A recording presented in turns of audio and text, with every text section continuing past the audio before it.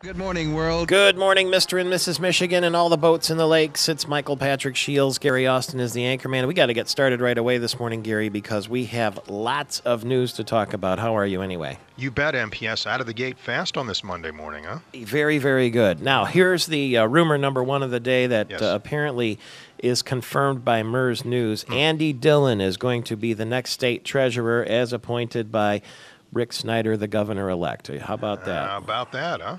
The two-term Democratic House leader ran for governor, lost to Verge Bernero, was recognized as a conservative Democrat, and is going to be the state treasurer. And also, we are hearing that the former Lieutenant Governor Dick Posthumus will be a senior advisor for legislative affairs for Rick Snyder as well, and these announcements are going to be made this morning. Very important. That legislative affairs thing, I mean, you know that's got to be key, MPS, because... He needs you it, know, doesn't he? Yeah, he does. I mean, this is new turf for Rick Snyder, and he needs that bridge to the House and Senate. And Dick Posthumus, he's a guy who's been around the block many times. I would say that's a good choice for that job. And he retains his sort of outsider status by picking Andy Dillon, doesn't he? Yeah, I think so. You know, that's a good point. Outside the box kind of thinking. Yeah, it sure is. I mean, Andy Dillon, a longtime Democrat, and I'm sure Democrats are going to be saying, hey, that's a good thing. Here he is. I'm willing to, extend over to the other side. That's certainly, I mean, for those who want to say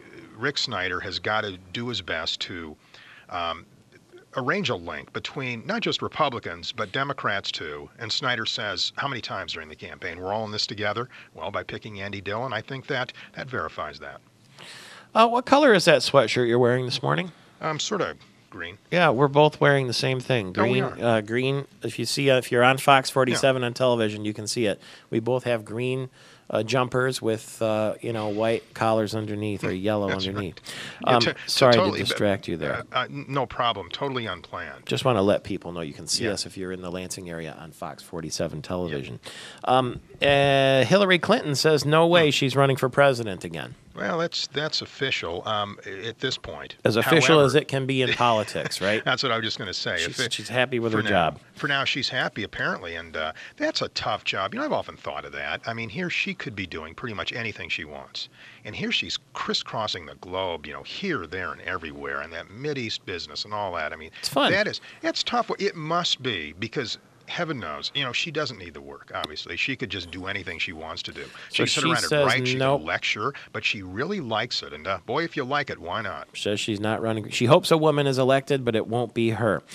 Tonight, I guess the Lansing City Council could have a vote. Now, this Pat Gillespie project on the river down there, the city market project. Right. The city council said no because he wasn't going to use enough union labor, and then the judge said you can't do that, so the project will go forward. This would be mixed-use apartments and restaurants and commercial right there on the river next to the city market. Well, apparently the city council is now deciding whether to sue to overturn Judge Aquilina's decision. And they might vote on this tonight. Now, 5 votes are needed for the city if they're going to appeal. There would be an expensive legal fight if they do decide that. And one councilwoman, Kathy Dunbar, said, I would never vote for the city to appeal. It would be ridiculous to drag this situation out longer. The court was very clear. We face potential damages that would probably not be covered by the city's insurance policy. And guess who would pay for that?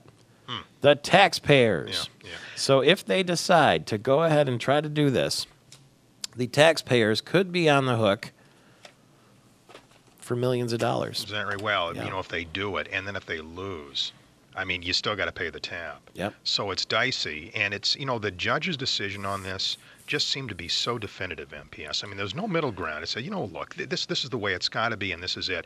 Unless those who are opposed to this figure they really have a rock-solid opportunity that they could pull this appeal off. I would think anything short, I'm just speaking personally, I would think if I were someone in this decision-making procedure here, I would have to be awfully darn sure that there's an odds-on much, much better than 50-50 chance that the thing's going to be overturned. Otherwise, the risk and the high cost, I would think, just simply wouldn't be worth it. Agreed? Well, we'll see tonight if they're going to take the chance and vote. President We'll see. Obama, by the way, is in New Delhi, India. He's on a 10-day tour of Asia. South Carolina Senator Jim DeMint says Republicans won't repeal the federal health care overhaul. You've been asking about this. What they will do, though, is try to defund it. So, in other words, if something comes up that needs funding in the health care provision, they can vote down the funding, and then what happens? Yeah, Republicans have the votes. Now, you have to wonder, too, MPS, that there are going to be Democrats who are going to be up for election next time, and they're going to look at some of their colleagues, some other Democrats that they knew in Congress who were no longer around because they were voted out, due in large part because of their vote in support of the federal health care plan. I wonder if that may prompt some of these Democrats who at first voted yes, if they may back off a little bit. We'll see. We will see. One thing we know, too, now, we've been waiting to see if Discovery is ever going to launch from Pad 39A at the Kennedy Space Center. There was a hydrogen leak on Friday. They scrubbed the launch, and now that blast-off is pushed back till at least November 30th. Would have been Discovery's 39th and final flight, called off. Now, they have a liquid hydrogen. They had weather problems. This space shuttle doesn't want to go Yeah. because this will be the last launch of Discovery ever. And it's pushing back the whole program, too, because remember, the space shuttle program was supposed to be finished in September, but now with 3 launches left, it won't be till next year. And they've been very meticulous about safety, and so now it'll be after Thanksgiving if it goes, the Discovery. And once it goes and lands, it's going to the mothballs, to the museum somewhere. So it's just kind of stubborn, isn't it? Well, safety's a big concern, as it should be, and I know NASA wants to get this thing off the ground, but I mean, if there's any chance at all that something could go wrong, obviously, I mean, they're not going to take any chances. And there are certain windows. You can't just go day to day, you know. So Right. now we're looking at Yeah. November 30th. And in my bid to replace the Space Shuttle Buick Rendezvous, which was supposed to be concluded at the end of the Space Shuttle program, I'm still pushed back, too, now. Well, it is. Is NASA taking into account the fact that your situation in driving your vehicle, that it's throwing your routine out of whack, too? I wonder if NASA considers There that. is no replacement at the moment for the Buick Rendezvous with But- 200,000 miles on it. But That's, MPS, no question, you have a long list of Yep. potential vehicles. It certainly sounds like, thanks to your buddy there, Cheryl Freeborough. I've been test driving vehicles. Right now I'm driving the 2008 Saturn Aura XE sedan. Ooh, very nice. It's a gold and bronze, and it's got 40,000 miles on it. It's right in front of our Gillespie Group storefront studio. It's a 2008, and it is $11,495 is what Beautiful. I'm looking at MPS, right now. Win the lottery and you drive anything you want. How about that fella? How Oh, about that this fella? is a story. Oh boy. Powerball winner, right? Yeah, Powerball winner, 128 million. He bought it at an adult bookstore. So here's the tricky part, right? Yeah, yeah. He you know where this is realizes heading. he realizes I've won the Powerball. I got to go collect. Then all of a sudden in the news, he starts hearing Powerball winner bought ticket at adult bookstore in Highland Park. Is it? Yeah. That's where it So is. Yeah. now, wouldn't you think he would be kind of embarrassed maybe to come forward and say, "Yeah, that was me at the adult bookstore buying lottery tickets"? You don't know. Okay, let me ask you. What's he Let's gonna tell say- the missus? Let's say MPS. Well, if there is a missus, you don't know. But if there is, and if there are kids, I mean, yeah, that's right. But I understand, though. the Dad, way what this were you works. doing at Woodward and 6 Mile? But now I understand, MPS, that unless they change the rules, lottery winners, these big winners, Yeah. they can stay anonymous if they want to, right? Yeah, but not in your own family when it's right here in the news that it was in an adult bookstore. Oh. You know what I'm saying? Somebody And all right of a s- now. And all of a sudden you pull in the driveway and wife and kids come out and greet you, and there you are in a brand new Mercedes or something. Mrs. Lottery winner. Well, yeah. I guess if you wanted to split from your family or keep it a secret, you could do it. But You could hide. How would you shelter that money and not let your? But how could you? Can then you you'd- imagine, though, you could won never all this change your money? lifestyle. Yeah. you What won would do? all this money. You'd think that your wife would be happy, and then she finds out you bought it at an adult bookstore on Woodward and 6 Mile. Maybe the missus under those conditions would look the other way and I say, don't know. "Okay." Have you as ever long known as a you- woman that looked the other way? on an issue like that? Probably not. However, when we're talking multi-millions of dollars, that may prompt the missus to reconsider, perhaps. Maybe. Well, then you could, and if he decided to split, there'd probably be a big divorce She's settlement. going to want a big cut of that action. So here's what's going to happen to the guy. Here's the deal, all right? He won $128 million, Okay. but he probably doesn't want the 30-year payout. He probably wants the lump sum, right? Right. So that chops it in half down to $67 million, right? That's before taxes. So you're going to lose, what, about 30% of the $67 million? Something like that. So that's going to take you down to about $30 million, right? Maybe 40. He's going to lose half of that in the divorce settlement. Now he's going to be down to 20. Okay, and probably going to be at least $1 million in legal fees through the divorce. So now he's down to $19 million. That's not really going to change his life. And he's going to wish he never won that ticket in the first place. $19 million. He's going to say all that hassle simply wasn't worth it. Maybe. 17 minutes after the hour. Going to be supposedly, speaking of winning the lottery, General Motors and Chrysler are going to announce strong third quarter earnings this week, and Ford too. So the automotive business looks like it's on the rebound. So, and the very thing that powers our cars and trucks, gasoline. What in the world is going on with these gas prices? They keep on edging up now. In mid-Michigan, anywhere where we live and drive, gas prices up over $3 a gallon, and the experts are saying those prices will keep on edging up as the price of a barrel of oil keeps on edging up too. So hang on to your wallets. Hold on to your hats. There's more news and sports coming too. He's Gary Austin. I'm Michael Patrick Shields on Monday morning. 22 minutes after the hour, Michael Patrick Shields. Just want to get you caught up here on what's going on. There's an investigation going on because there was a discovery of a man's body on the shores of Lake Michigan. It was near South Haven. Passers-by spotted the body on the sand about 10:30. That was between 107th and 102nd Avenues, and that victim may have been in the water for a few days. What an unpleasant discovery there in Casco Township. The official state Christmas tree is up just down the street from me. We're in our Gillespie Group storefront studio. A couple blocks, you can see it if you stand outside because it's 65 feet tall. And it's a blue spruce. It came from the Upper Peninsula from the town of Republic. And Saturday they put it up. It won't be lit until November 19th. But congratulations to Rudy and Ruth Mackey of Iron Mountain. They are the people who donated that tree. And it's right down the street. Now, Senate Republicans got together Friday, and Randy Richardville from Monroe, the senator, is going to be the majority leader in the Senate, and we wish him congratulations. He is our Northwood University Leader of the Day. Northwood University celebrating 50 years of producing leaders. So Randy Richardville, who's a regular guest on this program and has a rather, I would say dry sense of humor, will be the Senate Majority Leader. And Gretchen Whitmer, the senator, also a frequent guest on this program, will be the Senate Democratic leader. And the two of them have a very good chance of working well together because they're very friendly. And I bet you it's going to be very interesting to see how that all shakes out. Attorney Richard McClellan is a key advisor to former Governor John Engler. And Jim Barrett, the former president of the Michigan Chamber of Commerce, are going to highlight the transition team for Attorney General-elect Bill Schuette. Good luck to Mr. Barrett. See him very often there at Walnut Hills Country Club, and he'll be busy. Let's see. What are they going to do with the state police headquarters on Michigan State University's campus? Probably going to tear it down, but they haven't figured out yet who's going to pay for that. As you know, the state police now have a brand new capitol in downtown Lansing. More employers in Michigan are looking for workers. You heard me right. In fact, job postings in Metro Detroit were up 55% over a year ago, and that is the largest increase in job postings in the nation, right there in Metro Detroit. And we're going to have some more jobs in West Michigan, too, because Governor Granholm said South Korea's LG Chem is going to build a new production plant in Holland. They are an advanced battery supply company, so jobs in the east and jobs in the west.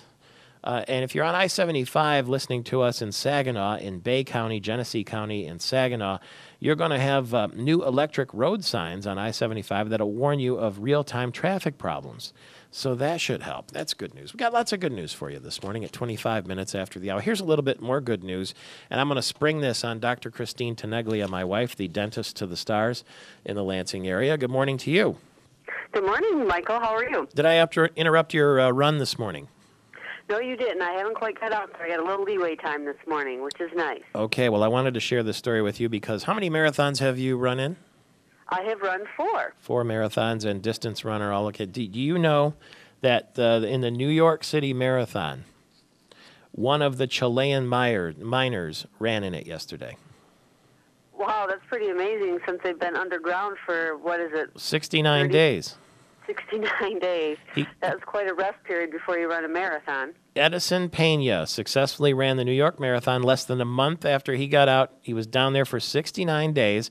He went over the finish line, hobbled over in 5 hours and 50 minutes. What do you make of that time? Well, I guess that's not bad for not running for 69 days before the marathon, but I think it's pretty amazing that he got in the marathon. I wonder if it was something that he was planning beforehand or because of their new celebrity status that he was able to get in, because the New York Marathon, they only allow a certain amount of people to run that because of all the logistics and all that. So, well, get this. He's 34 years old. He was the 12th man pulled out from under the ground. He is a fitness fanatic, and he also loves Elvis Presley. And the story is coming out that what he did while he was underground is he was such a fitness fanatic that he jogged in his miner's boots, and he jogged for several miles each day through dark, uneven tunnels, finding his footing by the light of his miner's lamp. That's what he did when he was underground like that. And he said when he was running in the darkness, he was running for life. He wanted to show God that he wanted to live. And he said, I'm going to run until you're bored and tired of me. And I did it. That's what he did in whatever little space he could find down there in the tunnels. Isn't it amazing? That is absolutely incredible to have that kind of determination to be able to do something like that. But, wow, it probably kept him mentally stable. Congratulations to him. And let's see, he's going to do the marathon. How many miles are you going to run this morning? I'm going to run 5 to 6 miles this morning around East Lansing this morning. All right. Well, if you get down by the Capitol, you'll see the new Christmas tree is up. It's not decorated yet, but it's right in front of the Capitol. It came from the Upper Peninsula. It's 64 feet tall or something like that. So soon enough, you'll have your route downtown here. Have a nice run, and think of that Chilean miner when you get tired at about. Well, you don't get tired ever, do you? Only when I'm chasing you around because you go at a pretty fast pace. No, yeah. Well, yeah. Otherwise, I'm relatively easy to catch. Love you, darling. Thank you very much. That's Dr. Christine Teneglia, dentist to the stars. Ken Dallafor, who just competed in his very first half marathon in downtown Detroit. He's a healthy-minded guy because he's with Blue Cross Blue Shield of Michigan, senior vice president of group sales and corporate marketing, and played in the National Football League for the Lions, the Steelers, the Chargers, Michigan Panthers in the USFL. Sorry about that Golden Gopher loss to Michigan State this weekend, but it was to be expected, I think.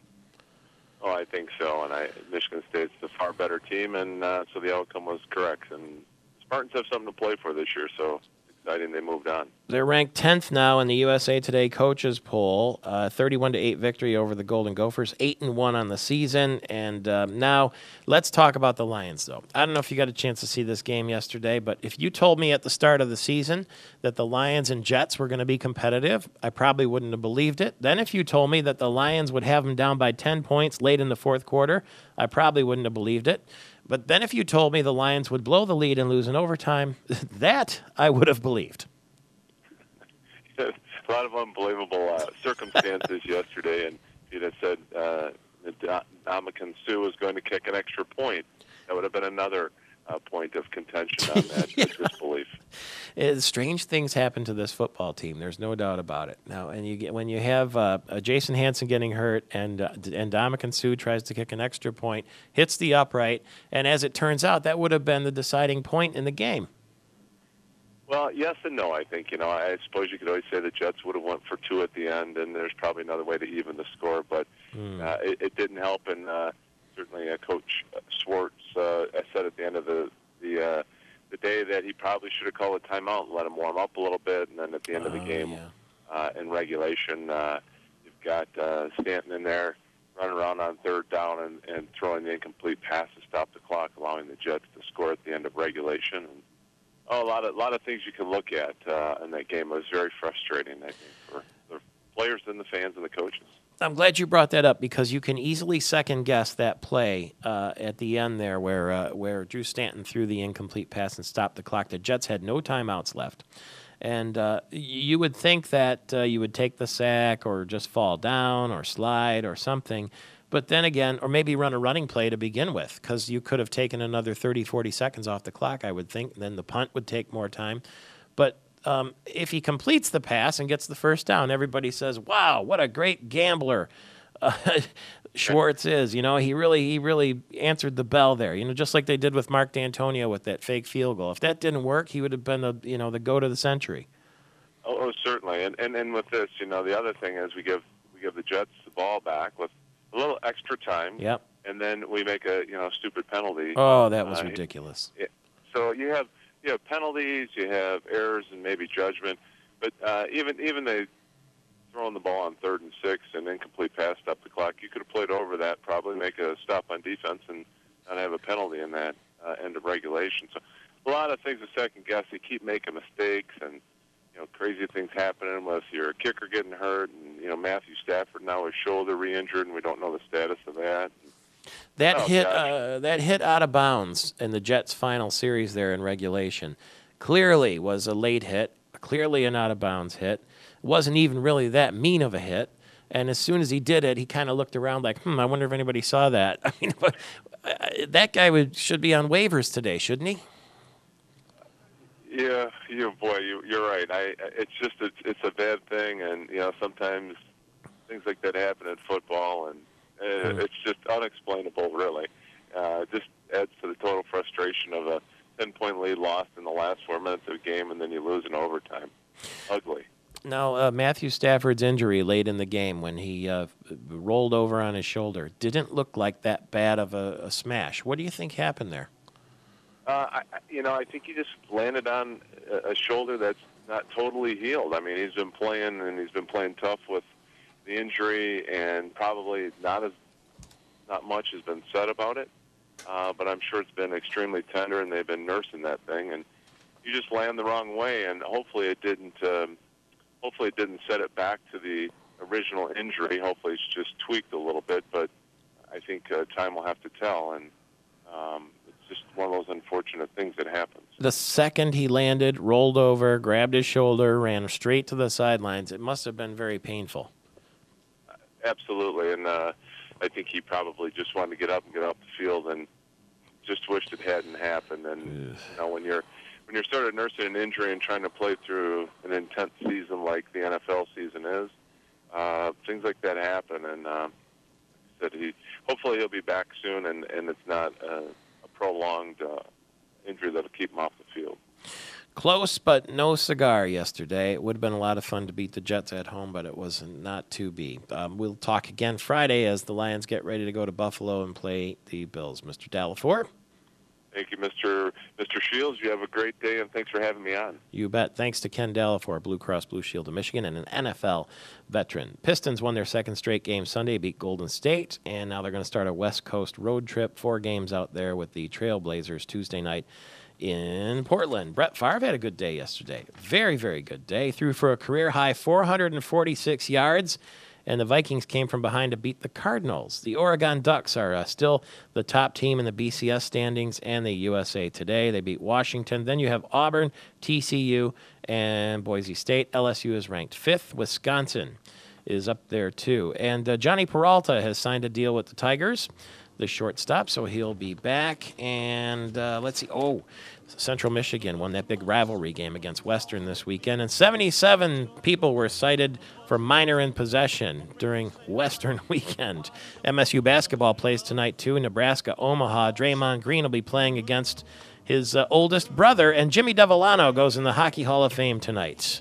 Back in a flash. My hand is shaking and my knees are weak. 20 minutes before the hour, one of our friends, Kyle Malin, is here from MERS News. It's mersnews.com, the best source for all sort of inside news here at the Capitol. And story number 1 has got to be this morning that Rick Snyder has picked the Democratic 2-term Speaker of the House to be the Treasury Secretary in the state of Michigan. Why did he do that? Yeah, talk about reaching across the aisle. It looks like he's going to do that later today at a press conference in Ann Arbor. He's talked about all along reaching across the aisle and bringing Republicans and Democrats together.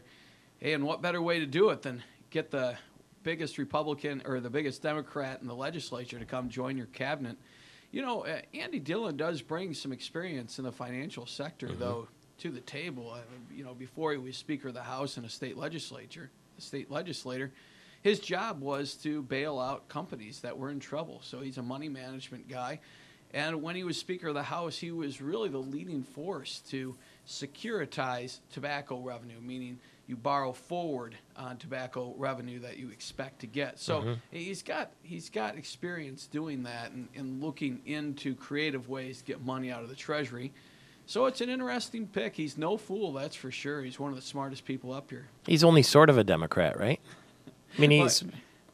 Yeah, I mean, if you're going to pick a Democrat for your cabinet, he's the one that you're going to pick. Just like Jennifer Granholm, when she's picked Republicans to help in her cabinet, she's always picked moderate Republicans, and he definitely falls under Dillon, meaning a moderate Democrat. I mean, Democrats were basically recruiting somebody to run against him in the primary for governor earlier this year because they didn't want him to be their nominee. That's why they ended up with Virg Bonero because the interest groups in town, pro-choice, pro-environment, pro-big labor, UAW, and AFL-CIO were like, hey, we can't have this guy. We can't always control him, or he's not always on the same page, I guess would be a better way to put it. And so that's why we got Virg Bonero, and now Andy Dillon's going to join Rick Snyder, it looks like. Will that be a high-profile position, state treasurer?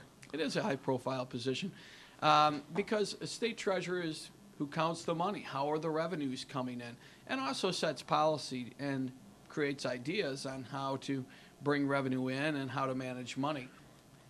It's an important position, too, if Rick Snyder is serious about, let's say changing the fiscal year. I mean, you would need a treasurer on board who could try and manipulate the money to do that because it's not an easy feat to do. Well, some people might say, well, he had so much trouble getting a budget done. What's he doing being the state treasurer? It's a lot different getting 110 people who are from varying political parties to agree on one thing and then being kind of a department director. It's a totally different beast. And I think he would be a little bit, it would be his own baby and could do with it what he would. He could appoint somebody to be, let's say, a chief deputy to run the day-to-day operations while he kind of does big picture stuff. Probably a better role for him and a lot less headache. Could he set himself up for another run for governor from that post? He absolutely could. In 4 years? Yeah, but he wouldn't run against his own. He wouldn't? I wouldn't think so. That'd be a little tacky. Do you think this makes Bill Schuette uncomfortable? I hadn't thought about that, but it's possible. You got to assume Bill Schuette, as Attorney General, is setting himself up for a run for governor, right? Oh, absolutely. I think that's in the. But you know what? I think Andy Dillon maybe had to be coaxed back into public service. He's kind of run hot and cold on the whole public limelight thing Andy Dillon has. Remember a few years ago, after his first term as Speaker, he didn't know if he wanted to do this again, kind of had to be nudged and thought about it. And like, yeah, okay. I don't know if Andy Dillon would want to do another run for governor, to be honest. I mean, he's kind of already done that, been there. I think he'll be happy doing this, though. I think this is a good fit for him. The inside word was when President Obama was elected president that they talked to Andy Dillon about possibly being the U.S. ambassador to the Vatican because he is a pro-life Democrat and there aren't that many going around.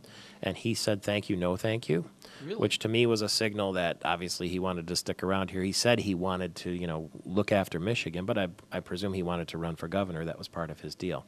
Yeah, and remember, he's got kids at home, too. Mm-hmm. I mean, he's got small kids. You still go to school here.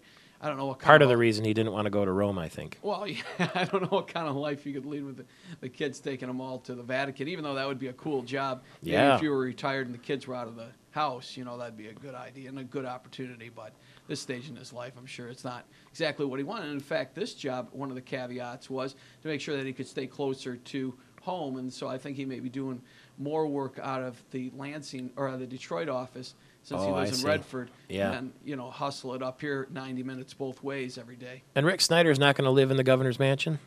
Well, that's our understanding. I know that's what he told Kathy Barks Hoffman earlier this year. But I think the governor's house is still going to be open, though, for when he has to stay overnight or parties, receptions, that kind of thing. To host dignitaries, you really need that place open. And Brian Calley's in good shape because he lives here anyway, right? That's right. He won't have to spend the night. No problem. Now, former Lieutenant Governor Dick Posthumus is going to be Senior Advisor of Legislative Affairs for Rick Snyder. From our understanding, that doesn't mean day-to-day lobbying. When you hear legislative affairs, that means working with the lawmakers trying to get stuff passed. I think it's just trying to bring people in who have experience getting things through the legislature. And Dick Posthumus has lots of experience doing that. It was one of his, I guess, hallmarks as being a lawmaker. And so to bring somebody like that in who's got an even keel temperament, I think is a good move for Rick Snyder. He has to be careful, just 20 seconds here, but he wants to be the outsider, the non-political candidate. He's got to be careful who he brings in politically, doesn't he? I suppose, but you also need people with experience to know how things get run. That was one of his other fortes. I'm a businessman. I bring good people to the table. He's got to bring good people to the table. We'll continue with Kyle Malin, MERSnews.com. Back in a flash.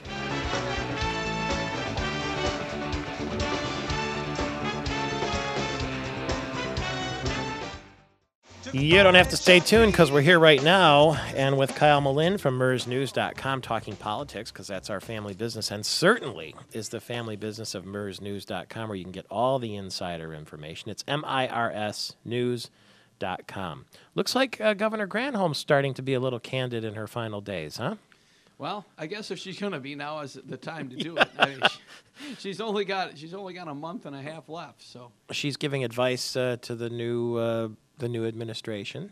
Yeah, she met with Rick Snyder the day after he was elected, and I don't know if give the keys to the mansion is the right idea, but I mean she was probably giving him some congratulations, and they'll probably meet again to get some pointers. You know, she's been very comfortable with Rick Snyder, and I think she likes the fact that he isn't going to be playing the blame game. In fact, he's been given opportunities to ask what he thinks about Granholm's administration and what he thinks he can improve on, and he's just not going there at all, which I think is mighty big of him, and it's very anti-politician-like. I mean, how many politicians can resist the urge to bang on somebody from the opposing party, but he's really not been approaching it that way as a Republican-Democrat thing. She's taking a little shot at Mike Bishop there, singling him out by name in the article. Yeah, well, that's to be expected. Those guys have not gotten along at all. You know, when Ken Sycamore was the Senate Majority Leader, they did okay. But with Mike Bishop, the egos in the room just weren't meshing at all. And for whatever reason, they've never really gotten along at all.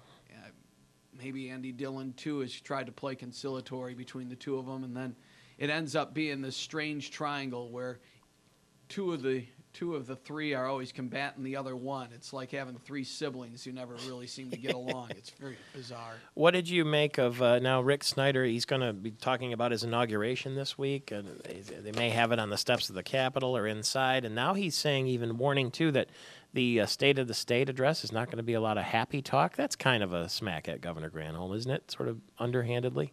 Maybe, or he's just trying to be realistic in what to expect from what he's going to say. We have gotten a bit of happy talk from Governor Granholm, and I don't know if that's a smack or just a douse of reality that we're not going to be talking about all the jobs that we've been created, but we are going to be talking about things that are going to be need to be done to state government to make it smaller, to make it run more efficiently, I suppose. I'm expecting that we're going to hear about more concessions than he wants out of state employees. That will probably be a big part of it. And he'll probably go through state government and find some things that he wants to eliminate as well. I expect that. I think the big thing to hear is what kind of revenue he wants to raise for the state of Michigan. It just has to be something if he's serious about getting rid of the Michigan business tax surcharge, which is $500 million. To add it on top of everything else is it's just such an overwhelming figure that until you get in there to realize what's involved, you can't cut your way out of it. So, I mean, does it mean that he's going to keep the income tax rate the way that it is right now? Does it mean that he's going to find a few fees? Is he going to turn some things into a user program? However he does it, he's going to have to find some way to raise money somehow. Somebody at the Catharsis Party last week told me, and I can't remember who it was, or I would say, that Governor Granholm had a way of saying no to people that made them feel good about it. She let them down easy. They're not sure Rick Snyder has that gene. No, and I don't think he wants to necessarily have that gene. I mean, that's not really part of who he is, really. I mean, I know that he's about bringing people to the table and trying to get multiple input. I think that might be one of his strengths, is trying to get the right people in the room at the right time before making a decision and not doing something half-cocked and maybe going back on his word, which would explain some of his appointments. I mean, he's trying to get the best people he can in and not make appointments based on political favors necessarily. I love this story. Mark Grebner is saying that Rick Snyder is going to face a primary challenge, or he's not even in office yet. We're talking about the re-elect. Yeah, Somebody on the right's going to come after him, though, right? Oh, you would think that's very entirely possible. He is not going to make a lot of friends, and if he's going to do this job right, I think though in its first 4 years, he's going to have to tick some people off and probably set himself up to maybe being a one-term governor. That's always been the talk here in Lansing, that if you're going to really cut government right and do the job right, you're going to do things that aren't politically popular and set yourself up to only being in office one term. Is President Obama doing that? Maybe unwittingly.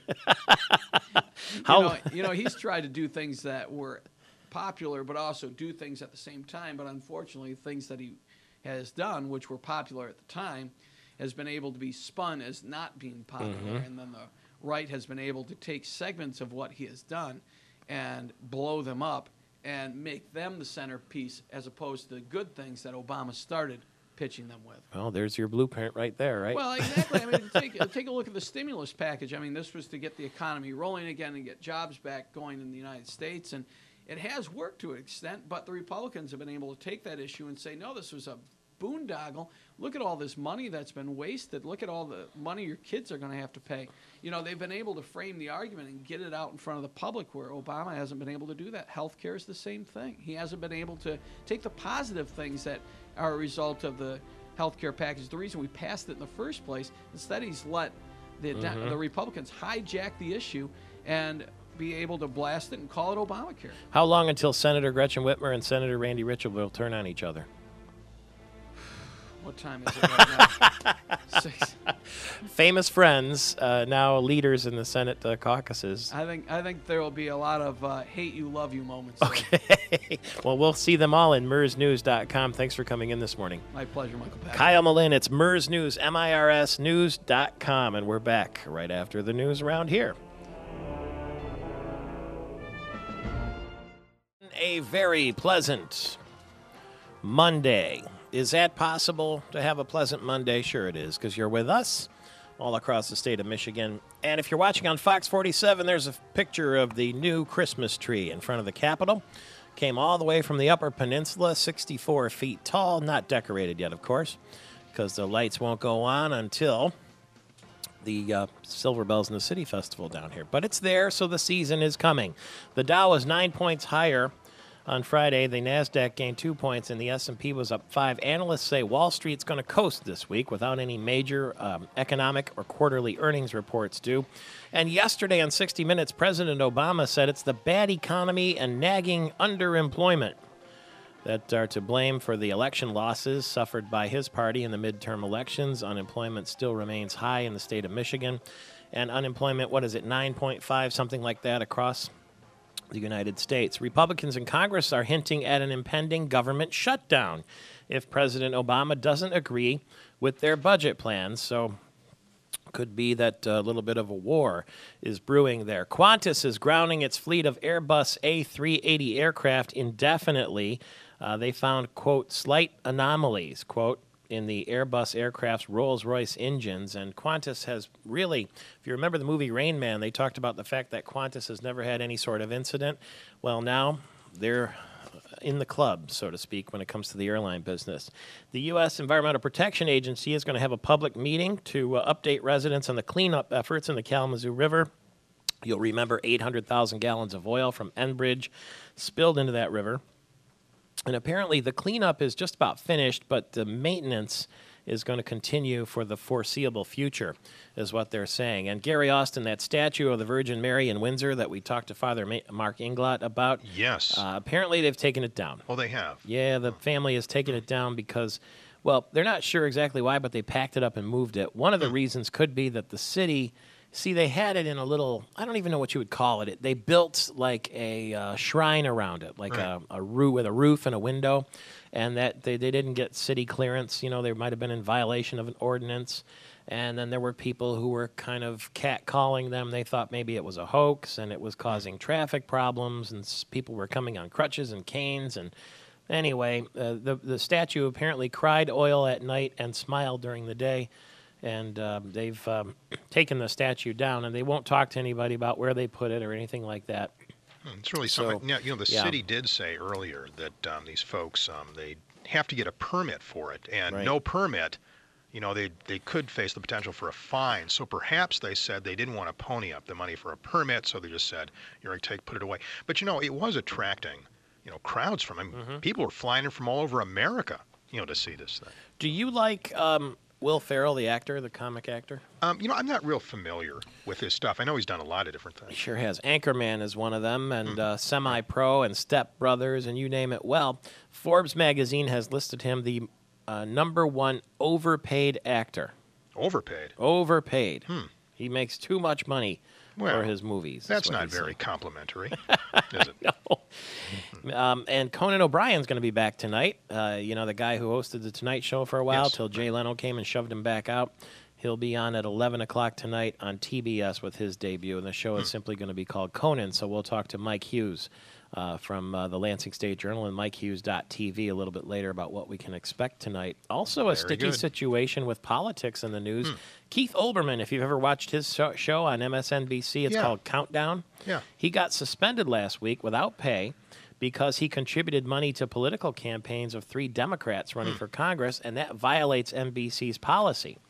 So they are going to, I guess, reinstate him with some sort of penalty, but there was some question as to what would happen. Tonight, too, we're going to see in prime time Matt Lauer from NBC with President George W. Bush. He's got a new book out called Decision Points. He does. And he's going to be talking about that book. I read the review in the New York Times about the book, and they said it was, just kind of okay. But, he really comes. I mean, he talks about a lot of stuff you may think he may not have talked about otherwise. I mean, he really opens up in this book. Apparently, he thought about replacing Dick Cheney during the re-elect, and he says that every time he thinks about the fact that they didn't find weapons of mass destruction, it makes him sick to his stomach concerning Iraq. Congratulations to the Chilean miner who ran in the New York City Marathon on the weekend. It's amazing. He figured out a way to jog 6 miles a day in the darkness down there below in hiker boots through the tunnels in the dark and all that, and went ahead and finished in just over 5 hours in New York. That's a pretty amazing accomplishment. Boy, it sure is. I would say. You talked about that Christmas tree coming from the UP. Yeah. And I can just imagine what a sight that must have been to see that thing, big old tree on the back of that truck as it made its way all the way from the UP, the town of Republic, and that's way out there. Yeah. And that's a long haul. Rudy and Ruth Mackey, they're the folks who donated this tree. And they're from Iron Mountain. Yeah, he's in the Ski Hall of Fame, by the way. I didn't know that. Is that right? He's going to join us in about 45 minutes How right about now that? on this Isn't program. that great? Well, that's a good UP name, Mackey. Now, that's very Is UP, it? isn't Okay. it? You I'll tell bet. him you said so. It's true. It's true. In fact, my first radio job was up in Munising, Michigan. Way up there, just off of Lake Superior, right near Christmas. And there was a fellow who worked at the radio station with the last name of Mackey, and apparently that name is, fellow was from the Minnesota area, but apparently Mackey is a very northern Michigan name, from what I understand. We never let the birthday of a beautiful woman pass without taking note. We got a whole bunch of them today, okay? Mary Hart from Entertainment Tonight. Yes. Best known for her legs, probably, under the desk there, is 60. Very observant young man. Playboy publisher Christy Hefner is 58. She's the daughter of Hugh Hefner. Parker Posey is 42. You would have seen her in Laws of Attraction and The Sweetest Thing and Josie and the Pussycats. And Tara Reid is 35. So happy birthday, darlings, to all of you. Now I got to ask you a question that I think we should take telephone calls on. Our number is 888-900-9966, 888-900-9966. Safe driving experts in Michigan are arguing about restrictions maybe on young drivers. We've had a couple of terrible, tragic accidents, highly publicized. And there are people who want lawmakers now to pass a measure. It's already sitting in the legislature. It would amend the state's graduated licensing law, the tiered licensing program for teen drivers, usually younger than 17, as I understand it, by restricting them to a single non-family passenger. In other words, let's get Nancy Kane in from AAA. She's with us right now. Good morning to you. Good morning, Michael Patrick. How are you? Good. Can you tell us in plain spoken English what this effort is here and why it might be needed? Well, what this effort is basically is we want to cut the number of passengers that a new driver has in their vehicle. Study after study has shown that the risk of a crash is at least 3 to 5 times greater for a new teen driver with multiple passengers. And you know, you and I were teens once that, you know, you want to get in the vehicle, you start to drive, and then someone talks to you from the back seat, someone talks to you from the passenger seat, and before you know it, you're doing everything but paying total attention to your driving. Boy, so Nancy. we want to take that risk element away. Boy, Nancy, just until the teens had some more experience behind the wheel.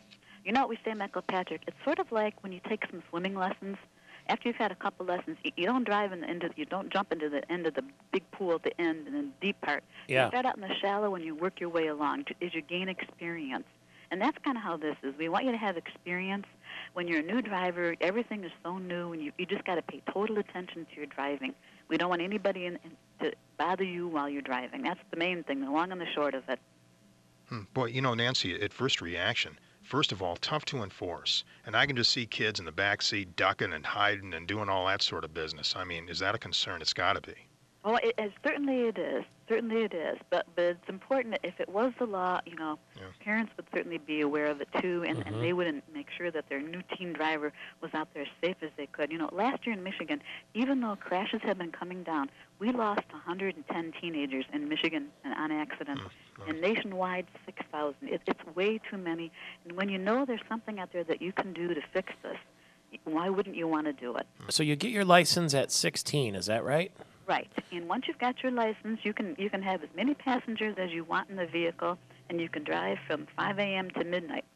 So what this bill would do, this is House Bill 4151 at this point, would limit, no passengers till a little while, and also you couldn't drive as many hours. The curfew would be from 10 p.m. to 5 a.m. Oh. And that would really save lives, and it would help teenagers and help all of us.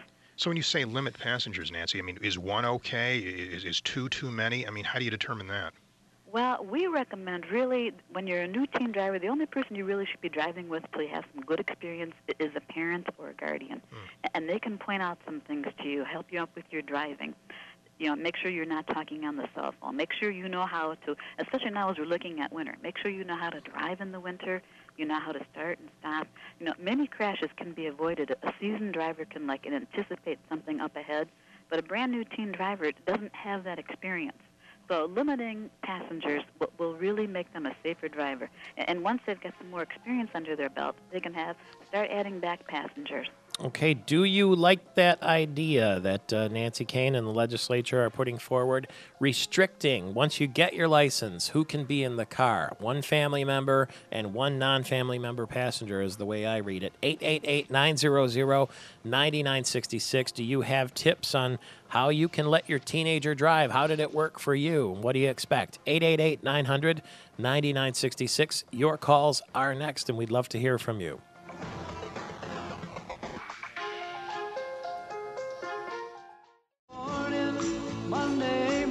Monday morning, Michael Patrick Shields. Your call's coming right now on teenage driving. Greg Johnson had a teenager not that long ago, and he writes for the Grand Rapids Press. Greg, how did you get through? I've got it coming up in a couple of years now when Harrison will be behind the wheel, and I'm already scared about it. How did you get through that period? Prayer is generally a good choice, and really you just you talk to him as much as you can and hope some of it sticks. Did you have any? That's about all you can do. Did you have any limits on who could be in the car and that sort of thing, using the CD player and the rest of it? No, not really. But we would suggest things and kind of control you do control the car keys a little bit. So just remember that. I wouldn't advise parents to give them a car on their 16th birthday and say, "Have at it." Yeah. Control the car keys a little bit. Be smart. Give a lecture before they get them, and hope they listen a little bit. Spartans beating Minnesota, no big surprise. Where do you think they're going to end up in terms of bowl games? I know that they got a couple of games left, and one of them's against a pretty tough team like Penn State, playing at Penn State where they never won. But let's say they win out. Where would they go? Do you know yet? Well, if they win out, there would still be a shot at the Rose Bowl, obviously, depending on what Ohio State does, really. The big game is November 20th.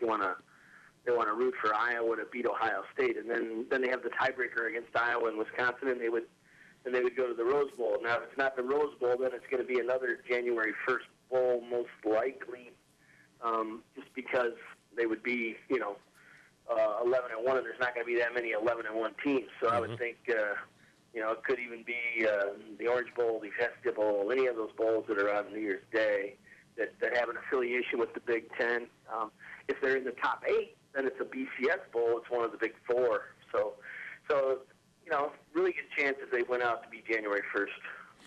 Well, it's going to be fun. You get to cover it no matter where it is, I trust. Yeah, that's right. I'll be spending New Year's Eve someplace. See, you win no matter what, right? Yeah, win-win.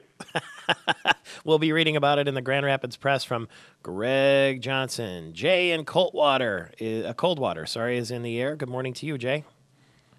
Yes, how you doing today? Good. Are you calling about the teenage driving restrictions? Yes, sir, I am.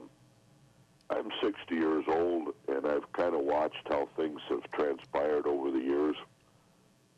As farm kids, we had the opportunity to drive a lawnmower, a tractor, a little this or a little that, or a pickup around the farm. We learned standard transmissions, and as time has progressed, we've lost our farm kids.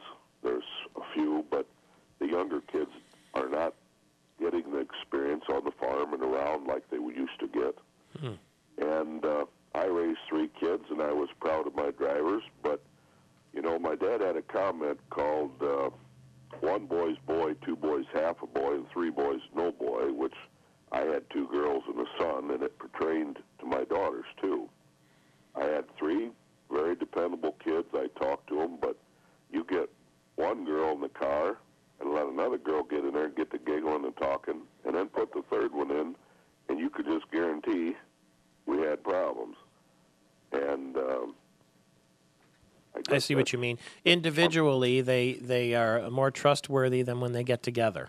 Right. One girl, my daughter was as good a driver and dependable student you ever asked for, but you get one of her friends and they get to giggling, turn the radio up, and then her attention dropped.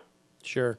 And well, it's human nature, isn't it, really, that when the kids get together, they talk and that kind of thing. And that's what this potential law is all about. If you could have only 1 non-family member in the car, which would mean, I think, too, that you'd have to have a parent in the car as well, or a guardian, as Nancy Kane said, and the parent could always remind the driver, hey, pay attention.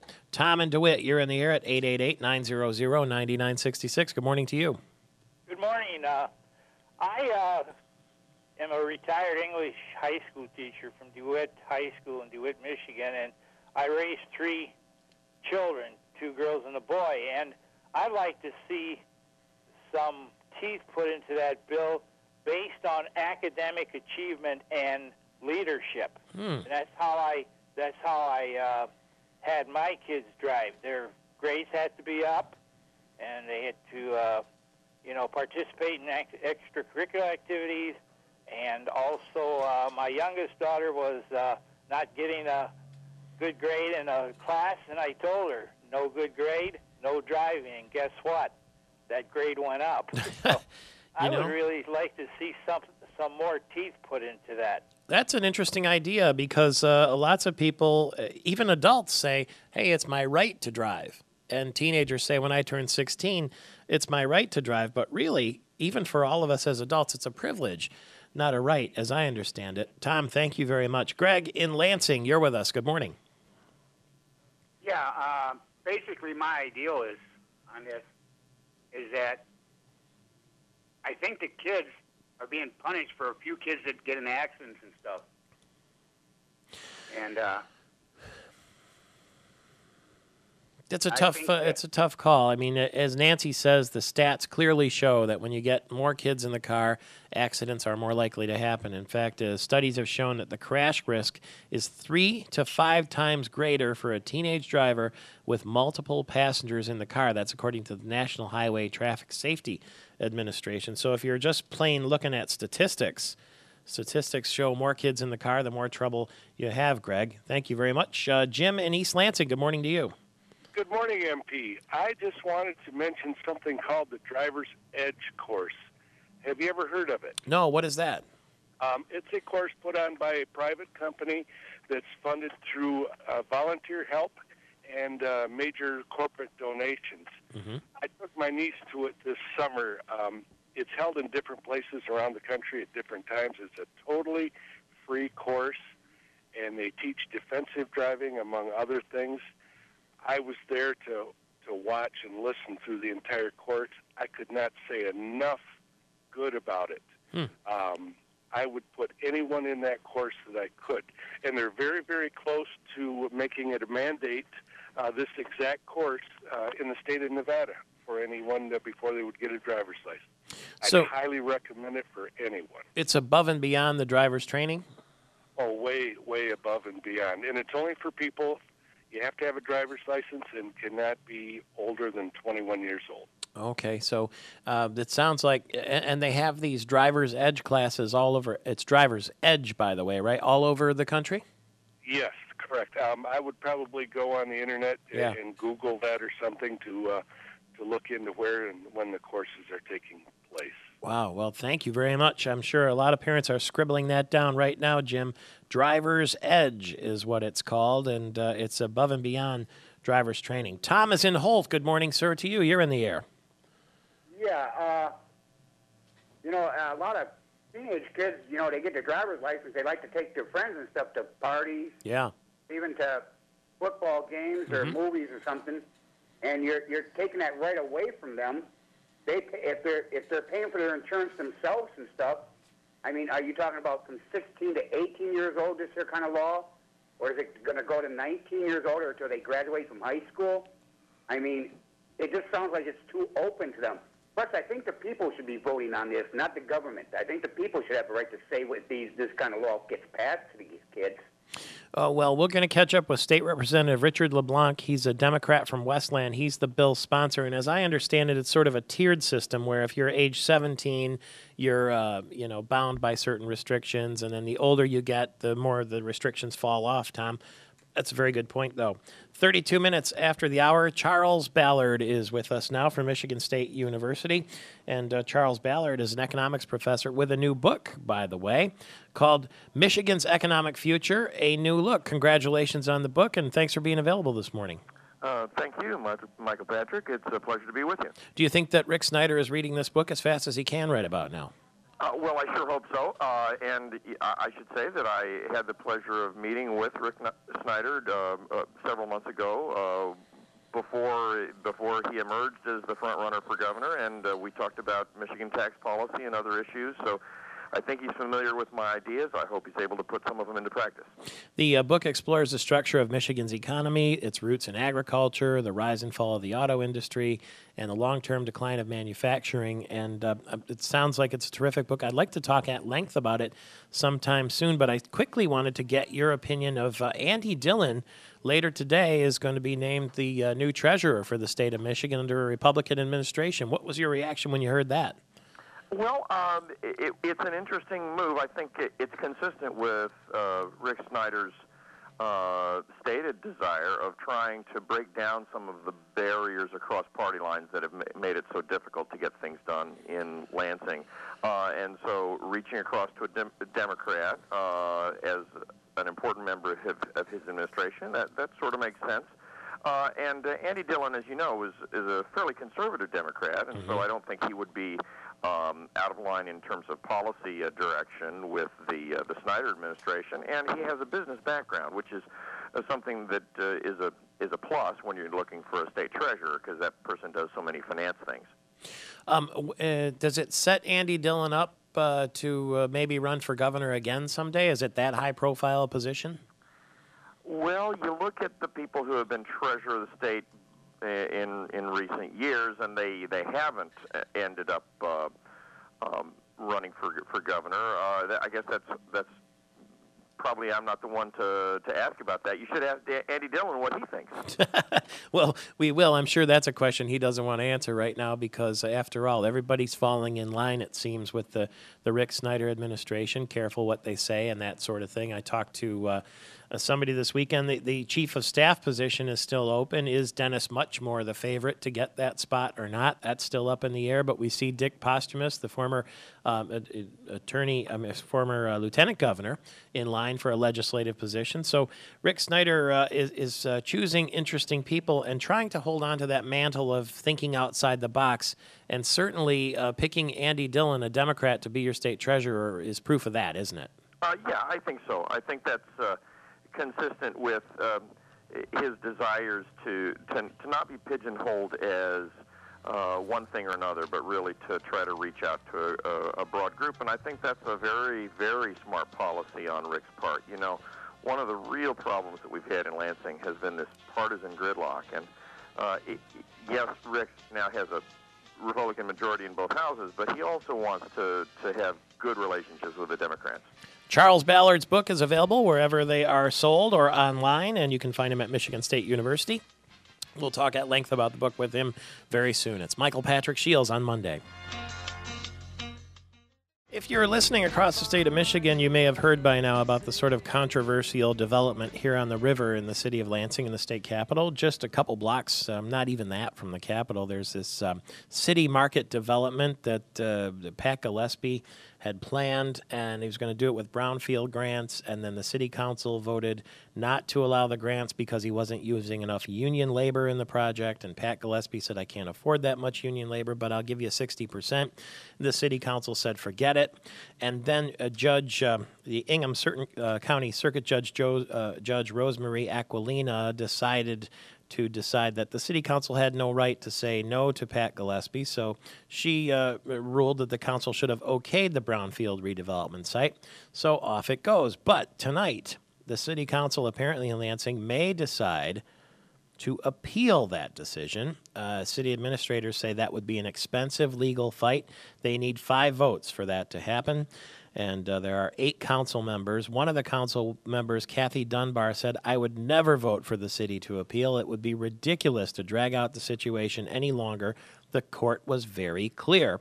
She goes on to say that we face potential damages that would probably not be covered by the city's insurance policy. The taxpayers would be liable for that. So we'll let you know what happens tonight at the city council meeting. Will they vote to appeal the judge's decision? And if they do, is it at the taxpayer's expense? It is 19 minutes now before the hour. Michigan State is ranked 10th in the latest USA Today coaches poll. The Spartans moved into the top 10 after trouncing Minnesota 31-8 on Saturday. They're 8-1 on the season. And you heard Greg Johnson say they're cruising toward a New Year's Day bowl. And where will it be? They're still in the hunt for the Rose Bowl. They're still in the hunt for maybe the Orange Bowl and certainly the Capital One Bowl in Orlando. Now, MSU basketball apparently is going to play one of those little sort of early season games tonight, and Draymond Green is going to chance to play against his older brother, who's a senior guard for Nebraska Omaha. They square off tonight. The Mavericks, 7 p.m. It's an exhibition game at the Breslin Center, and so that should be an interesting sidelight there for sure. Mike Brenton, the attorney, is the City Pulse wine writer and a big Michigan State fan, and it was great to see you at your tailgate Saturday before the Minnesota game. We had a blast. I'm glad you could join us. You do it right. We try to every time. And you had an interesting crowd around there, too, of well-known people. You were in the corner of the A lot, right outside the stadium, with gourmet food and wines and all the rest. It takes 24 hours, it seems like, to set that up. Literally. We always do start at least 24 hours in advance. We're going to talk again. We're coming up, as you see, the Christmas tree down the street here in front of the Capitol, 64 feet tall. We're going to talk with the man who donated it coming up shortly. But it's a reminder that the holiday season is coming, and another big reminder is Beaujolais Nouveau, which we're going to get next week, as I understand, and you're nice enough to come and sort of, taste test it for us and give us your opinion. And I don't know that I've ever tasted wine at 6 a.m. in the morning, but I'm willing to try anything. I don't blame you. You're also part of an organizing crew that's put together a very, very fascinating wine tasting event with some big-time Spartans. Right. It's the 7th annual wine tasting to benefit Cystic Fibrosis Foundation and Research. It's at Eagle Eye, and we owe great thanks to Alex Koss for bringing us out there. Yeah. He's been so generous with having us out there year after year. We've invited most of the Michigan State University coaches. Last year we were joined by Mark D'Antonio. We were joined by Tom Izzo. We were joined by Mark Hollis. Terrific. George Perlis is our honorary chairperson. And so we have an all-star cast. We're going to have an auction of lots of fine items. Terry Braverman has consented to be the master of ceremonies, and so That's it's going great. to be an all-star Michigan State lineup. And he's the voice of the Lions, too, in Ford Field. I'm sure he was disappointed yesterday with that playoff I bet loss. he was, yes. So he'll be the MC, and and I see you have Phil Denny, the saxophone player. He's getting a lot of work these days. Yes, he is, and we're really excited to have him. He'll be both at the VIP pre-reception at 6 o'clock and then at the general wine tasting fundraiser at 7 o'clock. And he played right in the studio not that long ago, in fact. So when is this? Are there really still tickets available for something this cool? There are tickets available. It's Thursday, November 11 at Eagle Eye. There's a VIP reception from 6 to 7 with a $100 ticket cost. I think $73 of that is deductible, if I'm not mistaken. Mhm. And at that pre-reception, Black Star Farms wines will be featured. Now, last summer at the annual wine tasting championship for Michigan, Black Star Farms captured 3 of the top 6 best-of-class wines in the state of Michigan. And those wines will be presented by Don and Mary Lou Coe, who are very good friends and the proprietors of Black Star Farms. And we'll have the entertainment by Phil Denny. We'll have a special auction there as well. And then that segues into the 7 o'clock general fundraiser, which has a $60 ticket price, and that's in the ballroom at Eagle Eye. That'll go on for 3 hours. We'll have lots of great auction items, silent auction, live auction. Taking a page from Michael Patrick Shields' newest book, Invite Yourself to the Party, I'd like to invite you to the party. And I think if you could come to that party and perhaps auction an autographed copy of your new book, that would be great that's if nice. it works into your schedule. Thursday night, Eagle Eye. Correct. 6 o'clock? Yes. And then the pre-party is at what time? The pre-party, the VIP party is 6 o'clock. 6 o'clock. The general event is 7 o'clock, and then we'll have an auction probably around 8 o'clock or thereabouts. And it's only $60 to come to the general event at 7 o'clock. Correct. And we've got some of the finest cuisine that you can find. Morton's Fine Catering will be doing the cuisine for the pre-party. Then we've got Morton's Fine Catering. We have That's a pretty good night out. Hershey's, Hall of Fame Cafe, you name it. Lots of- $60 for a night out. It's pretty good. It really is. And to benefit cystic fibrosis, do you have to book ahead of time, or can you show up? How do you want to do it? It would be helpful to book ahead of time. How do you do that? And you can call Sue Collins, who is with cystic fibrosis, at 248-269-8759, or send her an email at scollins@cff.org. We'll post that on our website at michigantalknetwork.com, and you can hear the podcast there as well. And we'll see you Thursday night at Eagle Eye at 14 before the hour.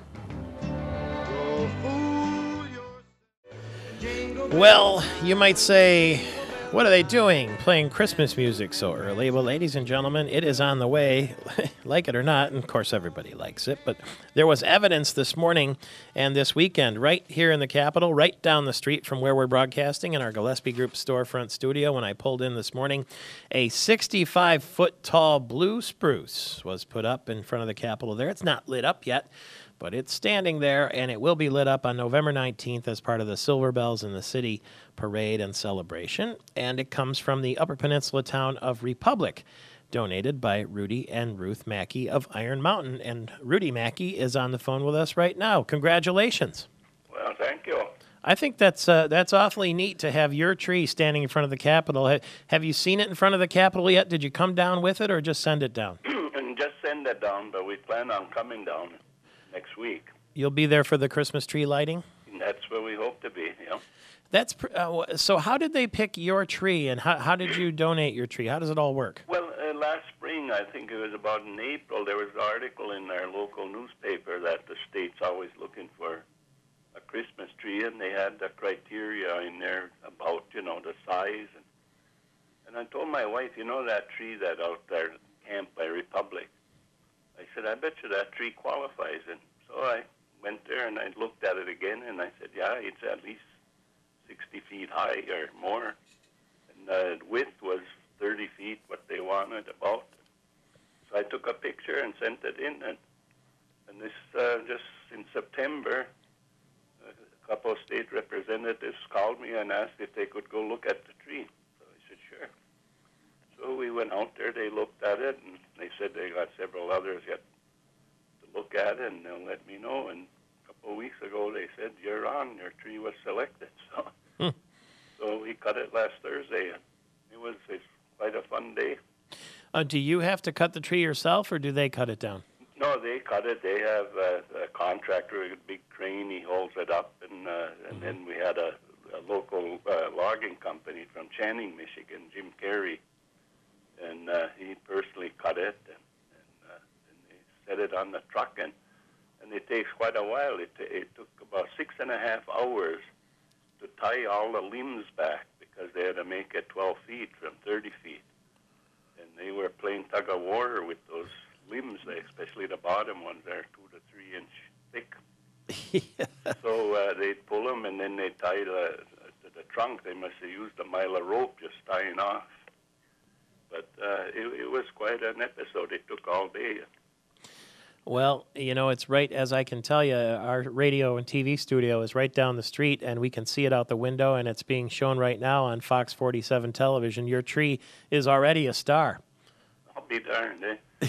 And wait till it's decorated a bit. It'll really look good. Do they ask you anything about the decorations or the colors, or do you get involved in that at all? No. So it'll be a surprise for you that day, huh?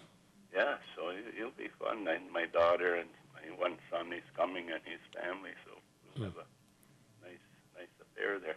Have you been spent much time down here at the Capitol, or ever been to the Silver Bells in the City event before? Oh, I've been to the city, but never the Silver Bells. Oh, it's a lot of fun. Then, East Lansing, Michigan State coach is from my hometown here. Oh, that's right. Tommy Uzo, yeah. Yeah. I know him well, yeah. Now, he's not as good a skier as you are, though, right? No, he did a little bit when he was a kid, though. You are in the Ski Hall of Fame, as I understand. Can you tell us that was inducted back in 1982? Right, yeah. Long time ago, but yeah, I'm an old ski jumper, What's that like? Because I see that on the Olympics, the ski jumping, and it looks like you'd have to be a madman to try that. No, it's a lot of fun. You just start out when you're young, you're on small hills jumping, and you gradually grow and go on the bigger hills. And, well, I just happened to excel, and that was my sport, so I had fun doing it. Wow. Did you ever have a serious yard sale wipeout? No. Thank God. Well, I fell a few times, but I never was injured or anything. Well, you jumped 300 feet at Iron Mountain, and they consider that still a historical event in that neck of the woods. Yeah, at that time, the hill, they were shooting for about, they remodeled the hill, I think, in 1947, and they thought it was fit that it could handle a 300-foot jump, and it was. Then in several years, 1955, and I just happened to be the first one to do it, and it was sort of a historic event, and it's still considered here locally. Well, you're a braver man than I, that's for sure, and we're all living vicariously through you, and now your tree will be here. And when I went to Silver Bells in the city 2 years ago, Tom Izzo was there, but I hope he'll be there this time for you. I hope so, yeah, I really do. Well, we'll make sure that he gets word passed along, and congratulations. We're enjoying your tree right down the street and all the way through the season, and it's very generous of you to do that, and Merry Christmas in advance. And thank you very much. Thank you very much to Rudy Mackey. He donated the Christmas tree in front of the Capitol. He's in the Ski Hall of Fame. Television viewers, that's it for this morning. Thank you for joining us on this Monday and for watching. And remember, I can see you too, so get dressed next time. Radio listeners, stay right where you are. We'll be back after the news. A long way from GA. Yes, and all the muchachos, they call me Big Papa when I throw pesos their way. Adios and via con Dios. A long way from GA.